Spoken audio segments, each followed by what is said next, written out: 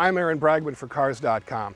If you follow us online, you might think that our days are filled with the latest German sports sedans or expensive Japanese luxury cars, and most days you'd be right, which is why we try and make it a point to also get into vehicles that the average American can afford. That's what brings us here. We've assembled 7 of the top compact cars in the category for this, the 2013 Compact Car Challenge.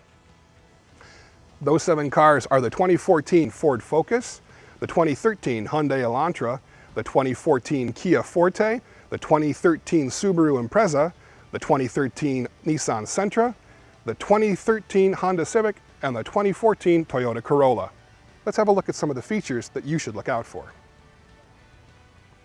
In the compact category, we're increasingly seeing a lot of electronic equipment included in the price of the vehicle. It's almost a cost of entry for a number of younger buyers who are looking for that kind of connectivity in the vehicle no matter what the price point. In this competition, we were kind of surprised by the Nissan in terms of how much electronics it actually included. Bluetooth streaming audio, voice controls, and even a low-cost navigation system. Now, a nav system is fairly unique. Most of these other cars only have things like Bluetooth streaming audio or the ability to plug a music player into a USB port and control it through the head unit. Still, a lot of this content is becoming increasingly common. One safety feature that's starting to appear in the compact category are rear view backup cameras. In fact, the United States government is even thinking of mandating them for sale across all vehicles in just a couple of years. 3 vehicles in our test actually include this feature: the Toyota Corolla, the Nissan Sentra, and the Honda Civic. This is actually a really nice safety feature to have. It prevents you from backing over any small obstacles that you might not have seen, including small children.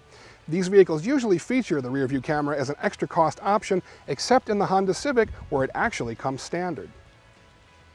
Used to be a time when even if you bought an expensive luxury car, you still got stamped steel wheels with plastic hubcaps. At the $20,000 level, that's still pretty much the norm. 4 of the cars in our test have 15-inch stamped steel wheels with plastic hubcaps like the Ford Focus.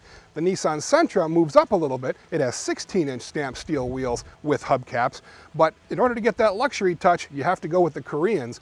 The Hyundai and the Kia both feature 16-inch alloy wheels. Now, 15-inch wheels aren't necessarily a bad thing. The tires are a lot less expensive to replace, and the ride, it tends to be a little bit quieter as these tall sidewalls soak up a lot of the noise. But you have to admit, the 16-inch alloys still look a lot better.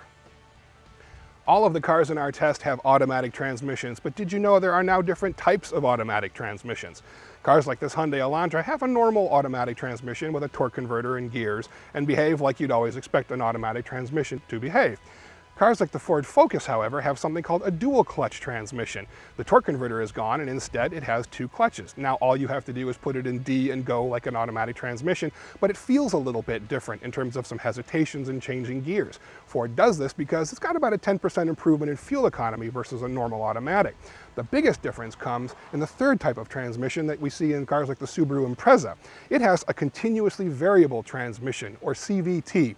It replaces gears with a metal belt and 2 pulleys that change ratios as you go forward. Now, it feels completely different than an automatic transmission in that it revs the engine to a certain point and holds it as you accelerate. There is no shifting. So instead, you get a little bit more noise, but also a little bit better fuel economy as well. Compact cars are one of the hottest selling segments in the market, and now you can see there's quite a lot of content available even at $20,000. See which one of these cars came out on top and research all of them individually at Cars.com. Thanks for joining us.